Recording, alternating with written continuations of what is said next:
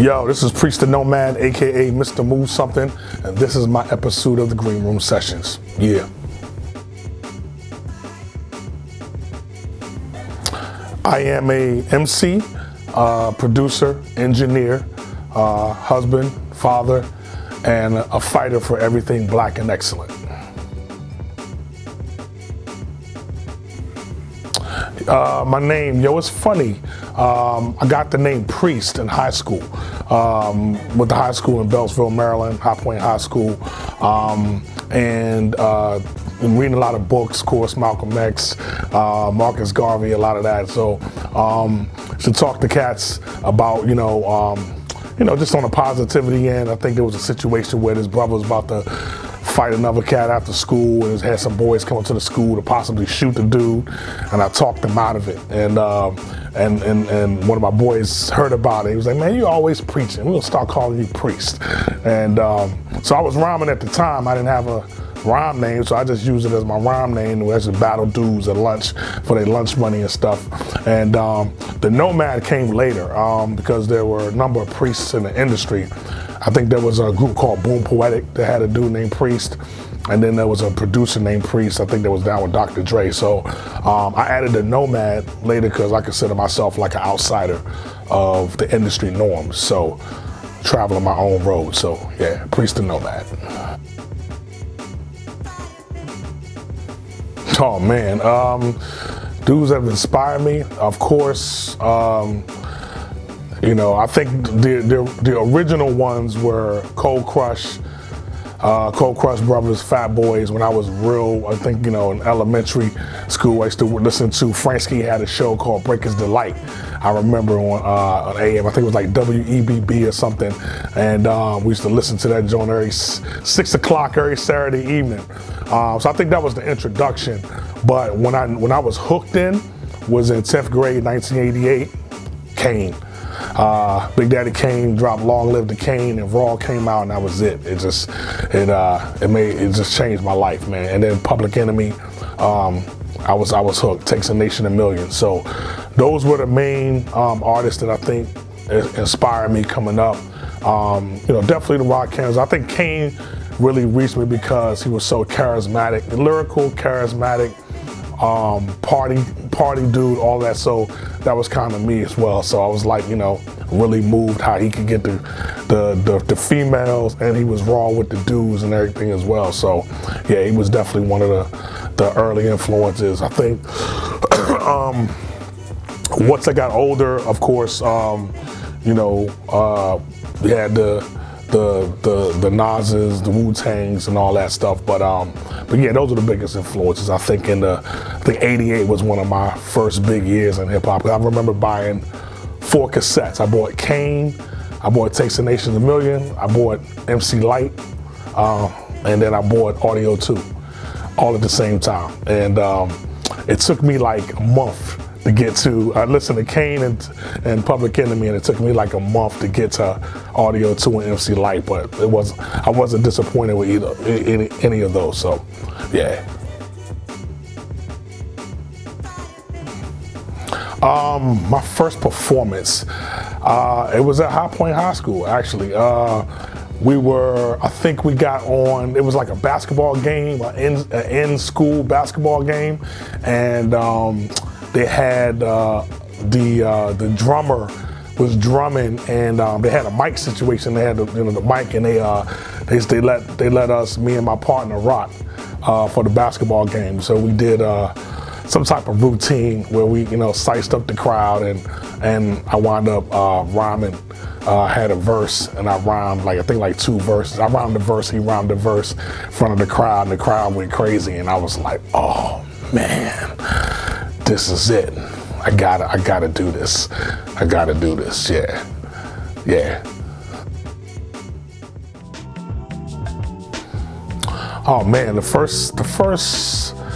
What did I first hear on the radio? First one I hear on the radio is the 1994. We pressed up my first vinyl. Me and my partner Jay Will. We had a little entity called Wings and Rice, and we pressed up a song called Janine, which was later released in '97 under an indie label. So if you notice Test Pressing, 1994, it was spelled Janine, Janine.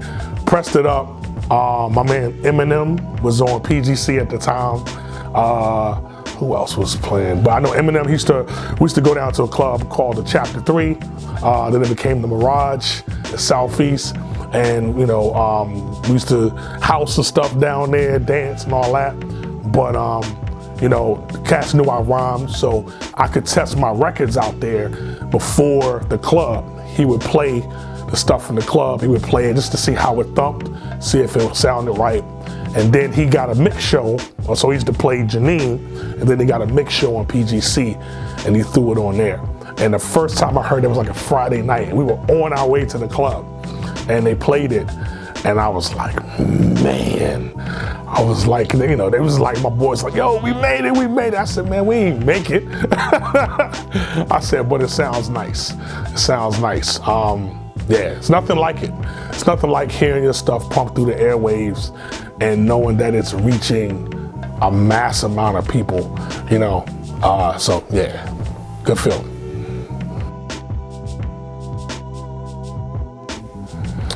Believe it or not, man, it took like 5 years, close to 5 years, over 5 years, for me to get this project out. I came up with the idea in 2014. I wanted to start talking about. I saw a lot of things happening with Black male masculinity and the attack on it on the media and things. That was the initial reasoning, which evolved over time. But I started to get songs together, but didn't really know how I wanted to piece it. And then life started to happen, situations where we had to move and, we were in a condo situation and we had to get out of it, and a lot of things started to happen. So I had to get my family out of there, and I had to put things on the back burner. I mean, that's one of the things with the Manhood Project, right? It's like prioritizing your responsibilities to do what you need to do as a man, and whatever role that is. I had a husband role and a father role, you know what I mean? So I had to put what I wanted to do on the back burner for and to do what was needed for my family and all that. And I think the universe rewarded me for it later, because I wound up coming up with material that I initially didn't have. Because what the thing is, even though it's delayed to you, but it's not delayed to the universe in time, because life still happens. So when life still happens, art still happens. So there was a lot more life that hit me in the later years that I was able to make art that became part of the album, and the album evolved over time.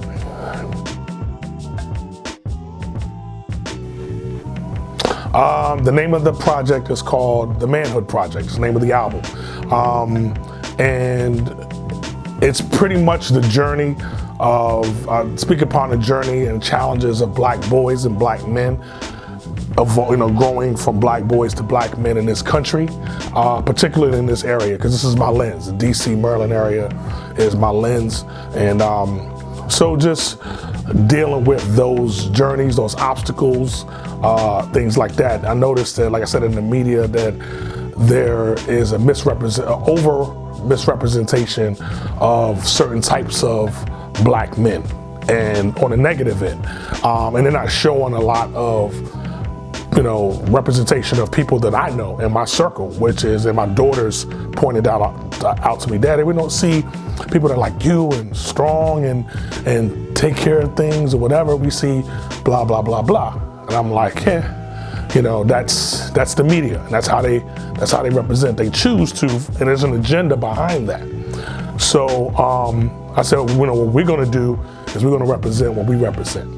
And that's one of the reasons why I have my daughters involved on a couple songs, especially the Can't Lose the Soul, talking about gentrification in DC and stuff, because it's like, it represents different generations.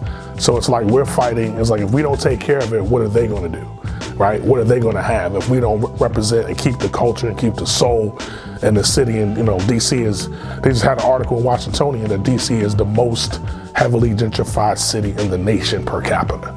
So it's real.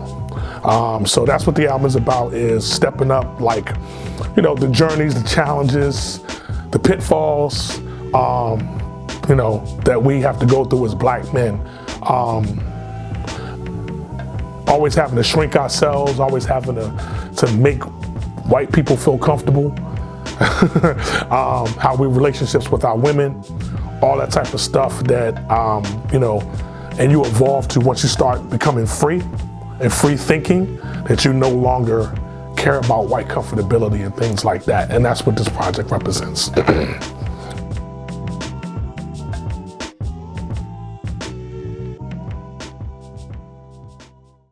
Hey guys, this is Ms. Ja from the Audio Infusion. If you like what you saw, make sure you click the subscribe button below. Thanks for watching.